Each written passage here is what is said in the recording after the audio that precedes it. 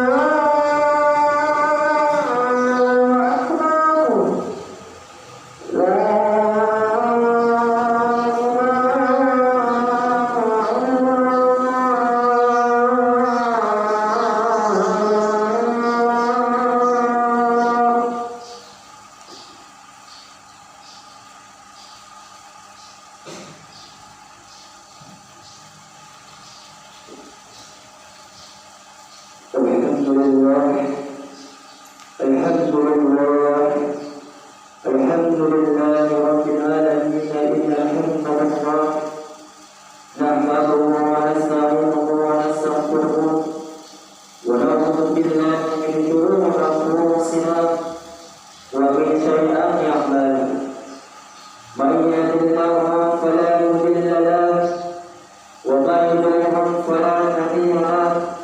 أشهد أن لا إله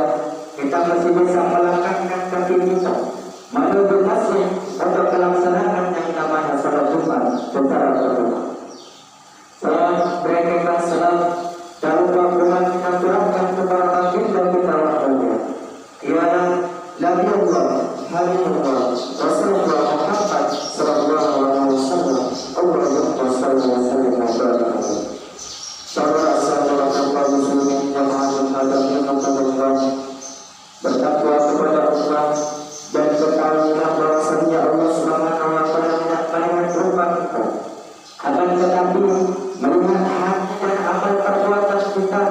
Hati adalah objek pada Allah terhadap hamba-hambanya. Apabila hati itu baik, baik pula segala sesuatu yang kita miliki. Dan apabila buruk hati yang kita miliki itu, maka buruk pula sesuatu yang kita miliki. Hal itu sesuai dengan hadis Nabi, hati merupakan tempat terbuka, cinta, takut, dan harapan kita kepada Allah. Hati juga merupakan tempatnya niat, karena kata Rasulullah SAW, "Innama a'malu binniyat wa innama likulli imrin ma nawa."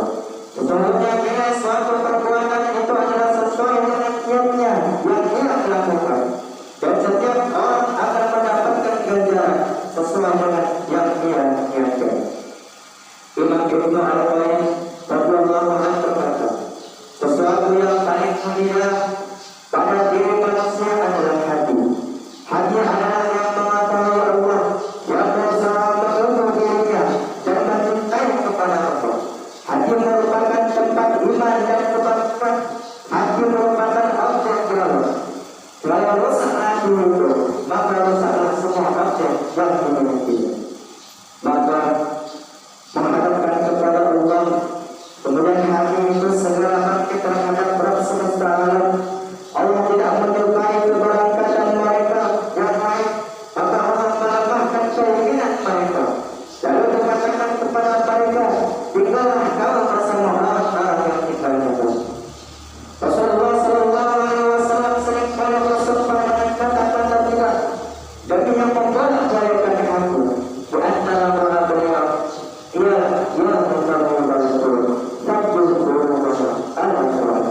wahai mereka membolak-balikkan hati, keberkahan hati kami untuk taat kepadamu, sehingga tetapi jika hati berhimpun dengan setan, terjadilah kesempitan, kegelapan, galau, takut, menggeruntung terhadap takdir, ragu terhadap kebenaran, rakus terhadap dunia, lalai kita kepada Allah, yang mana hari itu merupakan siksaan terbesar terhadap tubuh. Saudara-saudara sekalian untuk Allah, sesungguhnya ada dua hati, yang mana yang pertama, hati itu bisa mengeras seperti batu atau lebih keras lagi contohnya, sehingga ia jauh dari rahmat dan ketaatan kepada Allah. Hati yang paling jauh dari Allah adalah hati yang keras, yang tidak mempan diingatkan, tidak kalah dengan petunjuk, dan tidak memahami kata-kata, sehingga pemilik hati itu salah mengatur atau jelas dalam jatuh.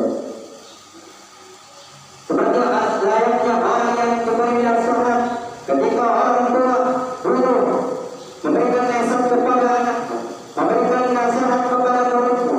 Ketika dia tidak mendengar anak-anak atau muridnya itu, maka ketika tidak masuk ke dalam hatinya, maka itu salah satu tanda bahwa hatinya itu keras seperti batu.